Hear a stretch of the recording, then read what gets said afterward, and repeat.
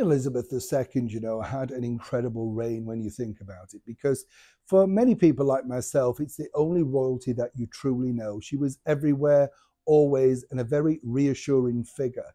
I've mentioned this before here on the show, that when she spoke to us during the pandemic, in the green dress from Windsor, I found it very moving. It was very heartfelt. And, the line, "We will meet again," for someone like that, it had a lot of, it's sort of connected. I can't explain it really. There was a woman who'd lived through wars, who'd gone through all sorts of catastrophes during her reign, and she was telling us, don't worry, things are going to be fine. She was right, of course, not for everybody, because a lot of people lost a lot of loved ones, but even she was ostracized out at Windsor.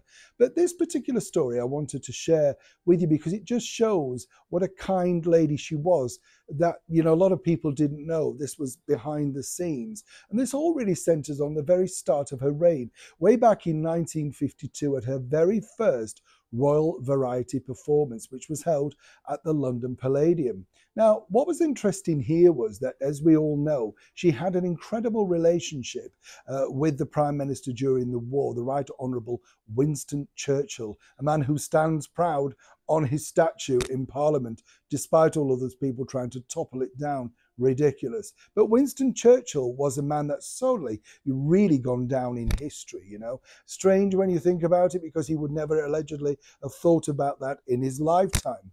But you see, he was so good to Her Majesty the Queen, nurturing her and giving her guidance and a brand new role for a very young girl. He could have taken the higher hand, but he knew exactly how to deal with her and how to guide her. And for that, she was very grateful. And apparently this was the reason why this particular gentleman, the American comedian, all-round entertainer, Vic Oliver, who'd had huge success over in the United States, was asked to become the American top of the bill on the 1952 Royal Variety Royal Command performance. But there was more to it than that.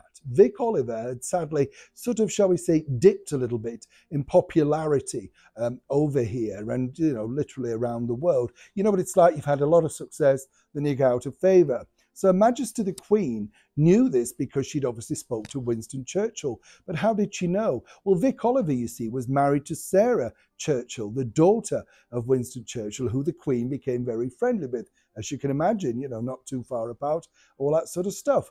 Also, did you know that Vic Oliver was the very first person to appear on that celebrated BBC radio show, Desert Island Disc, way back at the very start in 1942, which cemented his popularity over here in the United Kingdom?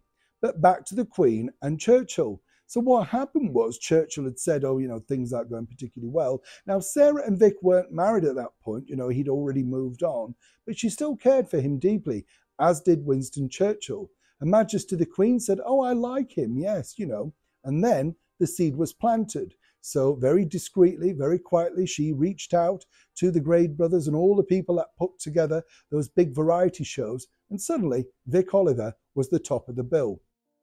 Not only that, he went on to have a further successful career for many more years. But Her Majesty the Queen didn't want anybody to know about her involvement.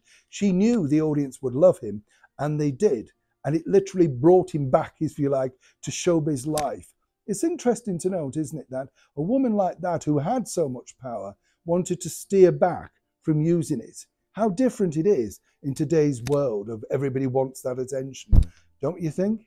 As ever, I'd love to know what you think to this particular story in the comments below. Do like and share if you get the opportunity. And if you haven't seen Vic Oliver, check him out. There's always something on YouTube. Neil Sean in the very heart of London.